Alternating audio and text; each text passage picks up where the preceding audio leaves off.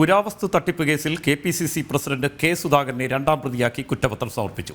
Ernakulam SCJM കോടതിയിലാണ് crime branch കുറ്റപത്രം സമർപ്പിച്ചത്. മോൻസൺ മാവുങ്കലിന്റെ തട്ടിപ്പിന് കെ സുധാകരൻ കൂട്ടുനിന്നുവെന്ന് കുറ്റപത്രത്തിലുണ്ട്. വിവരങ്ങളുമായി ജിജീഷ് ചേരുന്നു. ജിജീഷ്, ഏതായാലും ക്രൈംബ്രാഞ്ച് വിശദമായ ഒരു കുറ്റപത്രം തന്നെയാണ് സമർപ്പിച്ചിരിക്കുന്നത്. നേരത്തെ തന്നെ കെ സുധാകരന് മോൻസൺ മാവുങ്കലുമായി വളരെ അടുത്ത ബന്ധമുണ്ട് എന്ന് ക്രൈംബ്രാഞ്ച് കണ്ടെത്തിയിരുന്നു. മാത്രമല്ല ഇതിൻ്റെ തെളിവുകളും ശേഖരിച്ചിരുന്നു. ഇതിനുശേഷമാണ് ഈ സാമ്പത്തിക ഇടപാടുകളിൽ പോലും കെ സുധാകരന് പങ്കുണ്ട് എന്നതിൻ്റെ ചില തെളിവുകൾ ക്രൈംബ്രാഞ്ചിന് ലഭിച്ചിരുന്നത്. ഇതിൻ്റെ അടിസ്ഥാനത്തിൽ കെ സുധാകരനെ ചോദ്യം ചെയ്യുകയും പിന്നീട് അറസ്റ്റ് ചെയ്യുകയും ചെയ്തിരുന്നു.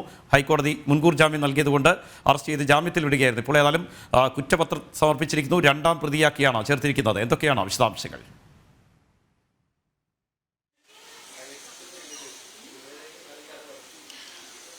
രാജീവ്, വഞ്ചനയും ക്രിമിനൽ ഗൂഢാലോചനയും അടക്കമുള്ള പ്രധാനപ്പെട്ട വകുപ്പുകൾ തന്നെ ചുമത്തിയുള്ള കുറ്റപത്രമാണ് KPCC അധ്യക്ഷൻ കെ സുധാകരനെതിരെ സമർപ്പിച്ചിരിക്കുന്നത്. കൃത്യമായ അന്വേഷണത്തിൽ സുധാകരന്റെ പങ്കാളിത്തം വ്യക്തമായി എന്ന് തന്നെയാണ് കുറ്റപത്രത്തിൽ ക്രൈംബ്രാഞ്ച് ചൂണ്ടിക്കാണിക്കുന്നത്. ഈ തട്ടിപ്പുകൾക്കെല്ലാം തന്നെ, മോൻസൺ മാവുങ്കലിന്റെ തട്ടിപ്പുകൾക്കെല്ലാം തന്നെ സുധാകരൻ ഒത്താശ ചെയ്തിട്ടുണ്ട്. സുധാകരനെ മുൻനിർത്തിയാണ് പല തട്ടിപ്പുകളും മോൻസൺ മാവുങ്കൽ നടത്തിയത് എന്ന കാര്യം കുറ്റപത്രത്തിൽ സൂചിപ്പിക്കുകയും ചെയ്യുന്നുണ്ട്. ഒപ്പം തന്നെയാണ് 25 ലക്ഷം രൂപ പരാതിക്കാർ മോൻസൺ മാവുങ്കലിന് നൽകുമ്പോൾ അവിടെ കെ സുധാകരന്റെ സാന്നിധ്യമുണ്ടായിരുന്നു. സുധാകരന്റെ സാന്നിധ്യത്തിലാണ് പണം നൽകിയത്.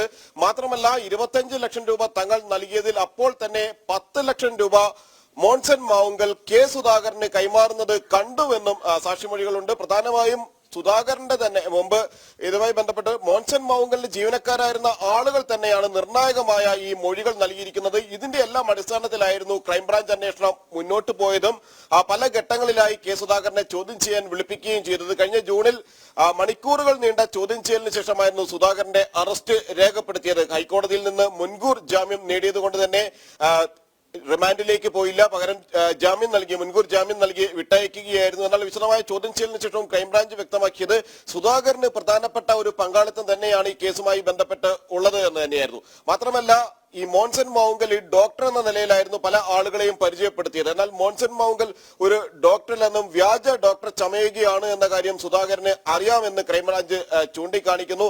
അങ്ങനെ അറിഞ്ഞിട്ടും, വ്യാജ ഡോക്ടറാണ് എന്ന് അറിഞ്ഞിട്ടും മറ്റുള്ള ആളുകളെ ഡോക്ടർ ചമഞ്ഞ് തട്ടിപ്പുകൾ നടത്തുന്ന ഘട്ടത്തിൽ അക്കാര്യങ്ങൾ പറയാൻ സുധാകരൻ തയ്യാറായിരുന്നില്ല. മാത്രമല്ല മോൻസൺ മാവുങ്കലിന് വിദേശ രാജ്യങ്ങളിൽ നിന്ന് വരാനുള്ള കോടാനുകോടികൾ മോൻസൺ മാവുങ്കൽ അങ്ങനെയായിരുന്നു ഈ പരാതിക്കാരെ, പണം നൽകിയ ആളുകളെ, 10 കോടിയോളം രൂപ നൽകിയ 6 പേരെ വിശ്വസിപ്പിച്ചിരുന്ന കാര്യമെന്ന് പറയുന്നത് തനിക്ക് കോടാനുകോടി പണം വരാനുണ്ട്, നിങ്ങൾ നൽകുന്ന പണം പല മടങ്ങായി തിരിച്ചു നൽകാമെന്നായിരുന്നു. അങ്ങനെ മോൻസൺ മാവുങ്കൽ വിശ്വസിപ്പിക്കുന്നതിന് ഒരു കാരണം എന്ന് പറയുന്നത് കെ സുധാകരന്റെ സാന്നിധ്യത്തിലാണ് ഈ ചർച്ചകളെല്ലാം നടന്നത്. മാത്രമല്ല ഡൽഹിയിൽ ഇക്കാര്യങ്ങൾക്ക് വേണ്ടി ശ്രമിക്കുന്നത്, തന്റെ നഷ്ടപ്പെട്ടിരിക്കുന്ന പണം അല്ലെങ്കിൽ പിടിച്ചു വെച്ചിരിക്കുന്ന പണം തിരിച്ചു കിട്ടുന്നതിന് വേണ്ടി കെ സുധാകരൻ ഡൽഹി കേന്ദ്രീകരിച്ച് ഇടപെടലുകൾ നടത്തുന്നുണ്ട് എന്ന് പറഞ്ഞപ്പോൾ അതിനും കെ സുധാകരൻ കൂട്ടുനിന്നു എന്ന കാര്യമാണ് ക്രൈംബ്രാഞ്ച് ചൂണ്ടിക്കാണിക്കുന്നത്. അങ്ങനെ ഗുരുതരമായ കുറ്റങ്ങൾ ഉൾപ്പെടുത്തിക്കൊണ്ട്, ഗുരുതരമായ ആരോപണങ്ങളും കുറ്റങ്ങളും ഉൾപ്പെടുത്തിക്കൊണ്ട് തന്നെയാണ് കെ സുധാകരനെതിരെ ക്രൈംബ്രാഞ്ച് കുറ്റപത്രം സമർപ്പിച്ചിരിക്കുന്നതും രണ്ടാം പ്രതിയാക്കി മോൻസൺ മാവുങ്കൽ ഒന്നാം പ്രതി, രണ്ടാം പ്രതി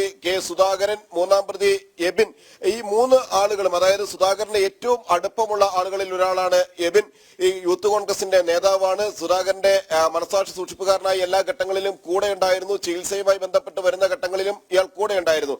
അങ്ങനെ കൃത്യമായി നിരവധി ആളുകൾ മോൻസൺ മാവുങ്കലും സുധാകരനും എല്ലാം തന്നെ ഉൾപ്പെട്ട ആസൂത്രിതമായി നടന്ന തട്ടിപ്പാണ് എന്ന് വ്യക്തമാക്കിക്കൊണ്ട് തന്നെയുള്ള കുറ്റപത്രമാണ് സമർപ്പിച്ചിരിക്കുന്നത്. ഈ പ്രാഥമിക കുറ്റപത്രമാണ്.